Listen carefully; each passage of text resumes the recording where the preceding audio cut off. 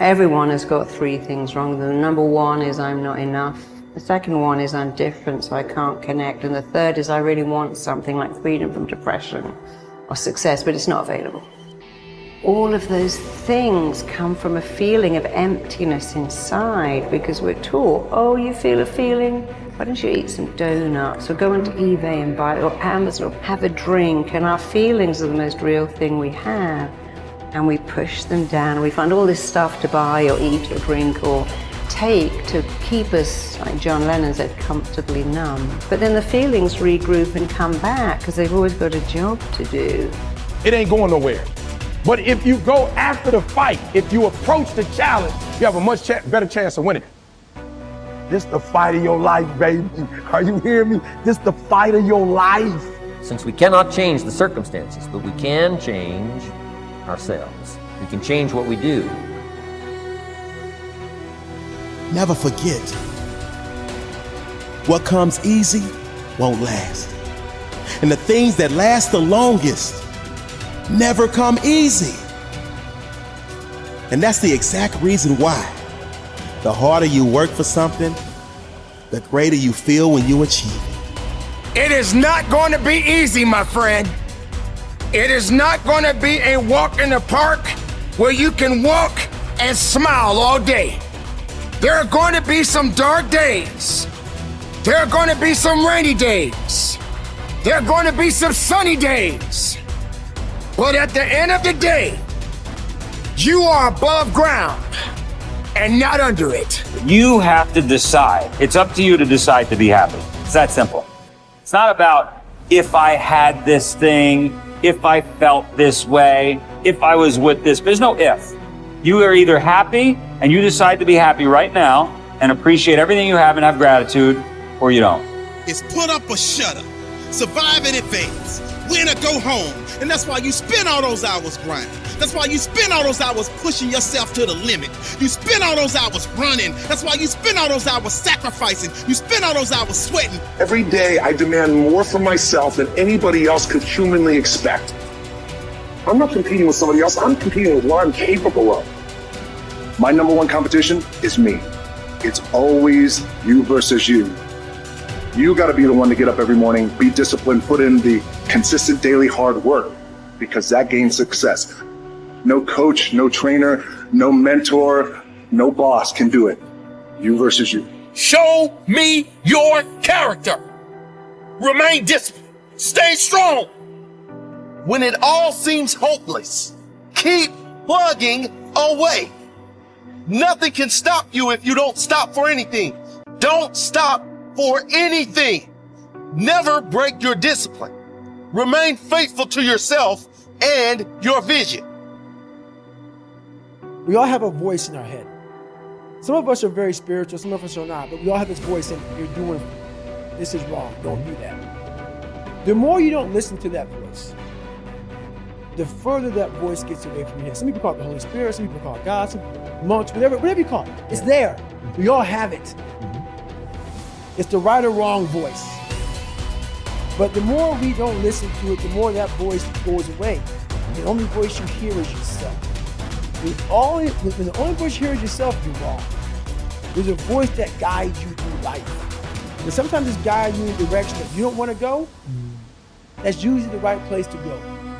It's that uncomfortable place. So that voice is always talking to me, but we don't listen to it. I listen to it. And when I start getting anxious, nervous, like we all know when we've done too much because it's telling us, I'm getting tired, I'm wearing down. But we go. I start talking to my fiance, hey, I'm doing too much. We start now, like I did in Hell Week, like I do all the time, the 1 second decision. It's that decision when your mind starts to get so amped up. Whenever you can't hear yourself think, you gotta slow down. Whenever you're living off a schedule, every day's a schedule, you have no time for yourself. When you start, and we all know it, I don't have time for this anymore, I don't have time for that anymore. That's when your mind and your body are saying, think about it. I'm neglecting my fiance, I'm neglecting my disciplines of life, I'm neglecting my reading, my learning, my workouts, my diet. When you start neglecting all of that, you neglect one of them. You can neglect all of them. long time. It's going to haunt you. When you start seeing that, my God, I haven't eaten, I haven't been sleeping, it can only be one of those things to take you off. So I'm very aware of my eating, my sleeping, my disciplines of life. And I started to get too far away from them. It's a hard stop. Because what made me me are the not just disciplines, the self-disciplines of life. And those are always in front of you. If you haven't, they're always in front of you. So that's my hard stop. Look yourself in the mirror sometimes and go, you know why I'm not happy? It's because I didn't listen 10 years ago and I got in the wrong career. You know I'm not happy? Because I married the wrong damn person. It wasn't meant to happen. Yes, everything happens for a reason. You made a bad choice, but it didn't have to be that way. And the second you build up pain, and this, by the way, is not my opinion. If you talk to guys like Dr. David Buss, top 10 most cited psychologist in history, okay? He's one of my main mentors. He told me, I said, do adults change? Like, we do all this self-help videos and podcasts. I said, am I wasting my time? He goes, yeah, kind of. I said, why? He said, well, after 25, it's very hard to teach old dogs new tricks. By the way, that's why I've changed. Most of my stuff targets people 18 to 25. That's why I do Snapchat and all that, because there's hope for 18 to 25-year-olds. Now, if you're over 25, before you get depressed, he told me, but I have good news for you, Ty. I said, what? He said, adults learn through massive trauma. So you will learn. You have to let in some trauma into your life. And that's rough, but no pain, no gain. Like if you are 100 pounds overweight and you want to be able to play basketball, here's my news for you. Everything happened for a reason. You got fat because you ate too much and you didn't exercise. So welcome to the gym. And the first year is going to be hell, but that pain, hopefully, will reprogram your brain that every time you want to eat that nasty thing, go, wait, I don't want to go through that pain. So I think one of the myths of society is we won't let pain in. We just excuse it all away. Like, no, that was meant to happen. Oh, you wasted 20 years of your life and married the wrong person in the wrong career? No, it was meant to happen. Where's the people who go, you f***ed up, dude. You wasted 20 years and you will never get it back. You better go in your room and cry. And the truth is, you only learn as an adult. Unfortunately, most people can only change through massive trauma. Look back over your life and ask yourself, what activities, behaviors, or decisions have been most responsible for my success in life to date? You will probably find that less than 5% of the things that you have said or done have accounted for most of the success you have enjoyed. You may find that it was your unique ability to solve a particular kind of problem or to take advantage of a particular type of opportunity.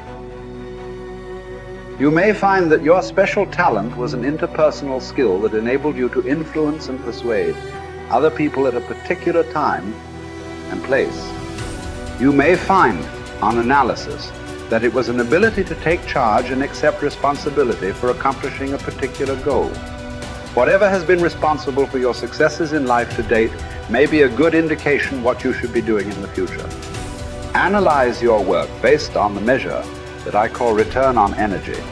Leaders in every field deliberately apply their talents and energies where they can achieve their greatest return on the amount of energy, mental, emotional, and physical, that they invest in any endeavor. They refuse to take on jobs or work in areas where they cannot perform at exceptional levels. They treat themselves as valuable resources and they spend their energies very carefully. One of the questions that you might continually ask yourself is this the best possible use of my time and energy? Is what you are doing right now the most valuable thing that you could be doing, given your particular combination of talents and abilities? Often answering this question will help you to see that there is a vast difference between what you are currently doing and what you should be doing if you want to be fulfilling more of your potential. Once you have chosen your ideal job or occupation for this stage of your career, your biggest responsibility is to make the decision to become very good and then to become excellent at what you do. In a lengthy study on successful Americans, the Gallup organization discovered that expertise, or being recognized by your peers as one of the very best in your field, was one of the essential ingredients for success in American life. We said before that self-confidence comes from positive knowing rather than positive thinking. It is only when you know that you are outstanding in your chosen field that you really feel terrific about yourself, and that you enjoy high levels of self-confidence.